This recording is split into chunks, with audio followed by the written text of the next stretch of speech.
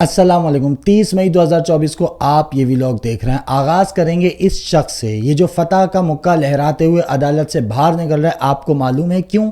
اس لیے کہ یہ پاکستان کا پہلا شخص اور شوہر ہے کہ جس نے اپنی ہی سابقہ بیوی کو طلاق دینے اور دوسری شادی کرنے کے 6 سال بعد عدالت میں انوکھا کیس دائر کیا اس کے خلاف کہ اس کی بیوی نے طلاق لینے کے بعد عدت مکمل کیے بغیر نکاح کر لیا، اور اسلامی جمہوریہ پاکستان کا یہ پہلا شرمناک مقدمہ ہے کہ جس میں شریعت کو نظر انداز کر کے اسلامی احکامات کی دھجیاں اڑا کر صرف بغض عمران میں اس مقدمے کو سنا گیا، اور اس میں فیصلہ خاور مانیکا کی سابقہ بیوی بشرا بی بی کے خلاف دیا گیا اور عمران خان کو سزا سنا دی گئی۔ اسلام میں عدت کے معاملے میں عورت کی گواہی معتبر مانی جاتی ہے، اور یہ ہر مکتبہ فکر کا عالم دین کہتا ہے، لیکن اس کے باوجود عدت میں نکاح کے مقدمے میں نہ بشرا بی بی کی گواہی مانی گئی، نہ ان کی بیٹیوں کی گواہی مانی گئی، نہ احکام شریعت مانے گئے۔ اور سب چھوڑیں، یہی خاور مانیکا جو بشرا بی بی کو طلاق دینے کے بعد ان کی پاکیزگی کی قسمیں کھا رہا تھا، گواہیاں دے رہا تھا، نہ اس سے پوچھا گیا کہ جب تو نے طلاق دی تھی تو تیرا موقف کچھ اور تھا، اور 6 سال بعد تیرا اپنا بیان بدل گیا کیوں؟ صرف عمران خان کو سزا دینے کے لیے بے غیرتی اور بے شرمی دکھائی جا رہی ہے۔ یہ شخص جس کا نام خاور مانیکا ہے عدالت جاتا ہے، محفوظ فیصلہ سنانے سے پہلے جج اس کو بولنے کا موقع دیتا ہے، یہ انتہائی گندی اور غلیظ قسم کی بکواس کرتا ہے، اس کے بعد جج وہ محفوظ فیصلہ سنانے سے انکار کر کے چلا جاتا ہے، اور یہ فتح کا مکہ لہراتا ہوا اس طرح باہر نکلتا ہے۔ میں شرمندہ ہوں کہ اسلامی ملک میں رہتے ہوئے صرف انا اور ضد کی وجہ سے یہ دن بھی قوم کو دیکھنا پڑا۔ میں شرمندہ ہوں کہ خاور مانیکا بھی خود کو مرد کہتا ہے، اور میرا سوال ہے ان تمام دین کے ٹھیکیداروں سے جو چھوٹے چھوٹے اختلافات پر یا باتوں پر کفر کے فتوے جاری کرتے ہیں، جن کو اپنی روزی روٹی خطرے میں جاتا دیکھ کر اسلام خطرے میں جاتا ہوا دکھائی دیتا ہے، وہ شریعت کی اس طرح دھجیاں اڑائے جانے پر خاموش تماشائی کیوں ہیں؟ اس وقت پاکستان میں بے غیرتی اور بے شرمی کی اگر انتہا دیکھنی ہو تو آپ خاور مانیکا کو بلا کر دیکھ سکتے ہیں، اس کی تصویر بھی دیکھ سکتے ہیں کہ جس نے اپنی شادی جیسے مقدس رشتے کبھی پاس نہ رکھا اور نہ ہی عمر کا خیال کیا، پوری قوم کی جانب سے لعنتیں وصول کر رہا ہے، کیونکہ یہاں بات عمران خان کی نہیں بلکہ شریعت اور غیرت کی ہے۔ یہ مقدمہ کسی کے بھی خلاف دائر کیا جاتا اور اس میں سزا سنائی جاتی، وہ غیر شرعی اور غیر قانونی ہی ہوتا، مگر کیونکہ یہ پاکستان ہے تو یہاں سب کچھ ممکن ہے۔ جیسا کہ 14 مئی کو اسلام آباد سے لاپتہ ہونے والے شاعر احمد فراد 29 مئی کو منظر عام پر آ گئے، اور کہاں سے ملے؟ آزاد کشمیر کے پولیس اسٹیشن میں۔ ان کے خلاف ایف آئی آر بھی درج تھی، جس ایف آئی آر کے مطابق 29 مئی کی صبح 7 بجے کوہالہ پل پر ایک کیری ڈبہ جا رہا تھا۔ چیک پوسٹ پر موجود پولیس اہلکاروں نے گاڑی ڈرائیور سے شناخت طلب کی تو اس گاڑی میں موجود ایک شخص جس کا نام بعد میں فراد علی شاہ معلوم ہوا، اس نے اہلکاروں کے ساتھ بدتمیزی کی، تلخ کلامی کی، اس لیے اس پر کار سرکار میں مداخلت کا مقدمہ درج کیا جاتا ہے۔ یہ بھی معلوم ہوا ہے کہ وہ راولپنڈی سے کشمیر اپنے گاؤں جا رہے تھے۔ ماشاءاللہ 19 دن پہلے احمد فراد لاپتہ ہو جاتے ہیں، مقدمہ درج ہوتا ہے، جسٹس محسن اختر کیانی اس مقدمے کی سماعت کرتے ہیں، سخت ریمارکس دیتے ہیں، اٹارنی جنرل یقین دہانی کرواتے ہیں کہ احمد فراد جلد واپس آ جائیں گے۔ اہلیہ کے مطابق ان سے کہا جاتا ہے کہ پہلے آپ اپنی جو ہائی کورٹ سے پٹیشن ہے واپس لیں، پھر ہم آپ کے شوہر کو چھوڑ دیں گے، لیکن وہ پٹیشن واپس لینے سے یہ کہہ کر انکار کر دیتی ہیں کہ پہلے ان کو شوہر کو یعنی کہ گھر بھیجیں، پھر میں مقدمہ واپس لے لوں گی۔ تو اس کے بعد احمد فراد صاحب اچانک آزاد کشمیر کے پولیس اسٹیشن میں ظاہر ہو جاتے ہیں کہ، اور پولیس کہتی ہے کہ وہ تو جی ہمارے پاس ہیں اور انہوں نے ہم سے بدتمیزی کی تھی جس کی وجہ سے ان کو گرفتار کر لیا گیا۔ اور جب تھانے جا کر پولیس سے پوچھا گیا کہ کہاں ہے احمد فراد تو اس جو انسپیکٹر ہے اس نے کیا جواب دیا خود ہی سن لیجئے۔ تھانہ پولیس بالکل یہ ہمارا مقدمہ ہے، ہمارے مقدمے میں ہوں گے وہ، تو پھر کدھر ہے وہ ایس ایچ او صاحب کے پاس ہوں گے نا۔ مگر کیا ایس ایچ او صاحب ان کو کیا ڈبے میں بند کر کے گھر لے گئے؟ نہیں یہ بات ایک سوال ہے نا۔ وہ پہلے میری بات سنیں میڈم، وہ پہلے جس تھانے میں اریسٹ تھے، جن کی ایف آئی آر آپ کے پاس تھی، ان سے حاصل کرنے کا ایک پروسیس ہوتا ہے قانونی، ٹھیک ہے؟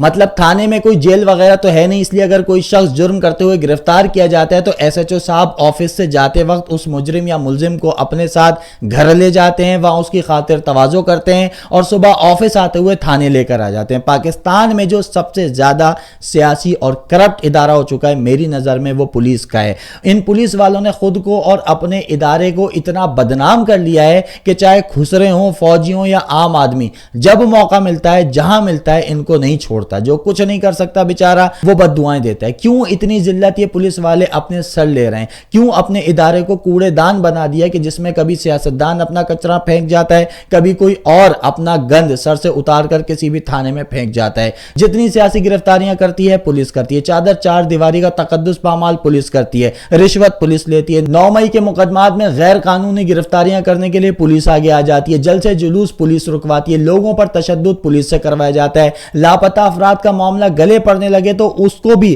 اچانک پولیس کے کسی تھانے میں چھوڑ دیا جاتا ہے. خسروں سے ماریں پولیس کھا رہی ہے, فوجیوں سے مار پولیس کھا رہی ہے, عدالتوں میں ججز کی چپیڑیں پولیس کے آئی جیز کھاتے ہیں. وہ جو شیر افضل مروت نے کہا تھا نا کہ پولیس نہ ہو گیا مندر کا گھنٹا ہو گیا کہ کوئی بھی آتا ہے اور بجا کر چلا جاتا ہے, یہ ان کے اپنے ادارے کے لیے ٹھیک نہیں ہے بھائی. پولیس کے آئی جیز کو یہ سوچنا چاہیے کہ ہر غلط کام کروانے کے لیے پولیس کو کیوں آگے کر دیا جاتا ہے, اس کی خدمات کیوں لی جاتی ہیں. لیکن بہرحال احمد فراز صاحب گھر واپس آ گئے تو ان کی فیملی کو مبارک ہو. یہ ہے صرف ایک جج کی طاقت کہ جس کے خوف سے گمشدہ ہونے والے شخص کو منظر عام پر لانا ہی پڑا. تو اگر سارے جج جسٹس محسن اختر کیانی کی طرح نڈر اور بے خوف ہو کر مقدمہ سنیں اور فیصلے کریں تو پھر کوئی بھی شخص غیر قانونی اور غیر آئینی اقدام کرنے سے پہلے 1000 بار سوچے گا. پاکستان میں صرف ایک عدلیہ ہی اگر خود کو ٹھیک کر لے تو ہمارے آدھے سے زیادہ مسائل حل ہو سکتے ہیں. لیکن بدقسمتی سے ہماری عدلیہ میں اکثر ججوں کی ترجیحات مختلف ہیں. خود چیف جسٹس قاضی فائز عیسیٰ صاحب جو اپنے ملک کے مسائل, سنگین مسائل اور بحران چھوڑ کر دوسرے ممالک کے سفیروں کو خط لکھ کر بتا رہے ہیں کہ جی میں تو کوئی بہت ہی اچھا منصف ہوں, میرے فیصلے بہترین فیصلے ہیں, انگلش گرامر بھی بہت ٹھیک ہوتی ہے. 3 مئی کو چیف جسٹس قاضی فائز عیسیٰ صاحب نے براہ راست برطانوی حکومت کے سامنے سپریم کورٹ کے جو فیصلے ہیں پاکستان میں دیے گئے ان کی وضاحتیں پیش کرتے ہوئے خط لکھا. ہوا یہ کہ آسمان جہانگیر کانفرنس میں برطانوی ہائی کمیشن نے پاکستان میں جو الیکشن سے متعلق کہا کہ بڑی تعداد میں عوام نے ووٹ ڈالا لیکن تمام سیاسی جماعتوں کو پورا موقع نہیں دیا گیا. سیاسی جماعتوں کو ان کے انتخابی نشان سے محروم کر دیا گیا. پولنگ والے دن انٹرنیٹ بھی بند کر دیا گیا. ووٹوں کی گنتی میں شکایات تھیں اور ووٹنگ بھی سلو تھی. تو اس تقریر کے جواب میں نہ حکومت نہ وزارت خارجہ بلکہ قاضی فائز عیسیٰ صاحب نے ضروری سمجھا کہ بھائی کوئی نہیں میں تو اپنی ذات کو کلیئر کر لوں, جبکہ حکومت بھی ہے وزارت خارجہ بھی ہے, اگر وہ چاہتے تو وہ خط لکھ سکتے تھے, یہ ان کا استحقاق ہے. مگر قاضی فائز عیسیٰ صاحب کی غلامانہ ذہنیت دیکھیے کہ پاکستان کا چیف جسٹس اپنے فیصلوں کی وضاحتیں پیش کرنے کے لیے خود کو ایک ایمبیسڈر کے سامنے پیش کر رہا ہے. چیف جسٹس نے اپنے خط میں لکھا ہے کہ جی میں پاکستان میں وہ تو 90 دن میں الیکشن ہونا ضروری تھے لیکن کیونکہ صدر اور الیکشن میں اختلاف آ گیا تو یہ مسئلہ سپریم کورٹ نے حل کروا دیا. ماضی میں سیاستدان الیکشن لڑنا چاہتے تھے, ان کو تاحیات نااہل کر دیا گیا لیکن ہم نے ان کو دوبارہ الیکشن لڑنے کے لیے اہل کر دیا. یہ بات الگ ہے کہ موجودہ جو دور ہے اس میں جو سب سے زیادہ مقبول سیاسی جماعت ہے اس کا لیڈر بلکہ اس کے بہت سارے رہنما جیل میں ہیں, ہزاروں کارکنان جیل میں ہیں, ان کا نہ ٹرائل شروع ہوتا ہے نہ مقدمات آگے بڑھتے ہیں. خواتین اس وقت ایک رپورٹ کے مطابق 60% سیاسی جو خواتین قیدی ہیں وہ جیل میں ہیں اس حکومت کے دور میں, قاضی فائز عیسیٰ صاحب کے دور میں. لیکن اس پر قاضی فائز عیسیٰ کی زبان پر جو ہے وہ تالا لگا ہوا ہے. یہ سوال پوچھو تو پھر توہین عدالت ہو جاتی ہے. جب خط لکھ ہی رہے تھے تو یہ باتیں بھی قاضی صاحب اس میں لکھ کر بتاتے نا, لیکن یہاں وہ باتیں, یہ وہ اہم ترین باتیں گول کر گئے. خیر وہ مزید لکھتے ہیں کہ پی ٹی آئی سے انتخابی نشان لینے کا فیصلہ اس لیے دیا کیونکہ انہوں نے انٹرا پارٹی الیکشن نہیں کروایا. اور ان تینوں فیصلوں کی کاپیاں بھی قاضی فائز عیسیٰ نے اپنے خط کے ساتھ برطانوی سفیر کو بھجوا دی کہ دیکھیے جی پڑھ لیجئے میں نے کہاں غلطی کی ہے مجھے بتا دیجئے میں ٹھیک کر لوں گا. جبکہ انتخابی نشان والا معاملہ تو ابھی زیر سماعت اور ایک زیر سماعت مقدمے کو بھی قاضی صاحب نے نہیں چھوڑا. مگر پاکستان میں میڈیا پر پابندیاں لگا دی ہیں کہ وہ عدالتوں میں زیر سماعت مقدمات کی کوریج نہیں کر سکتا. ماشاءاللہ بھائی اتنی صفائیاں ایک غیر ملکی ایمبیسڈر کو, وہ بھی کسی ملک کا چیف جسٹس دے رہا ہے. کیا اس سے پہلے آپ نے کبھی سنا ہے, دیکھا ہے؟ تو چیف جسٹس قاضی فائز عیسیٰ صاحب کو اپنے ملک کو چھوڑ کر صرف اپنی فکر ستائے جا رہی ہے. جو قاضی کسی گورے کو ملزم کی طرح صفائیاں پیش کر رہا ہو اس سے کیا انصاف کی امید رکھی جا سکتی ہے. خیر یہ رونا تو چلتے ہی رہے گا. تھوڑی سی بات کر لیتے ہیں معیشت پر. تو شہباز رانا صاحب صحافی ہیں جن کی معیشت پر گہری نظر ہے. ان کے مطابق شہباز شریف نے جب 2022 میں بحیثیت وزیر اعظم بدقسمتی سے دبئی گئے تھے اور انہوں نے کہا تھا کہ جی ہمارے ملک میں سرمایہ کاری کر لیں, تو ان کو جواب ملا تھا کہ ہم بالکل سرمایہ کاری کریں گے مگر آپ ہمیں یہ بتا دیں کہ سرمایہ کاری کہاں کرنی ہے. تو اس وقت اتنی ایمرجنسی لگا دی گئی تھی کہ وزیر اعظم کے دورے کے فوری بعد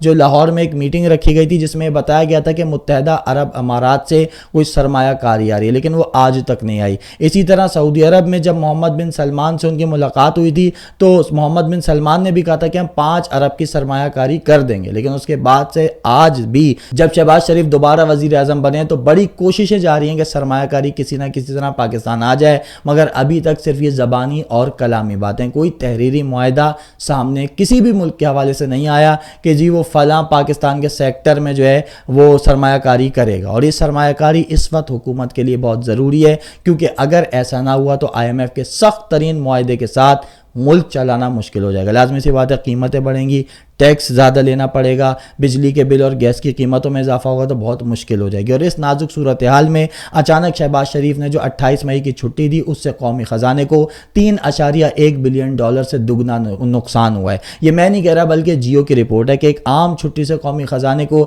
1.1 سے $3.1 ارب کا فرق پڑتا ہے، جبکہ اچانک چھٹی سے اس سے دگنا نقصان ہوتا ہے۔ تو اس وقت شہباز شریف کے لیے اس کی بقا کا مسئلہ ہے سرمایہ کاری، جس کو پاکستان میں لانے کے لیے جو کچھ کرنا پڑے گا وہ جو شہباز حکومت ہے وہ کرے گی۔ اب اس جو کچھ میں کیا کچھ آتا ہے یہ تو وقت بتائے گا۔ آخر میں عمران خان تو انہوں نے بین الاقوامی صحافی مہدی حسن کو تازہ انٹرویو دیا ہے، جس میں کہا ہے کہ مسلم لیگ نون مشکل سے 17 نشستیں حاصل کر سکی، تشدد اور پری پول دھاندلی واضح تھی، نتائج کو تبدیل کرنے میں 2 دن لگے۔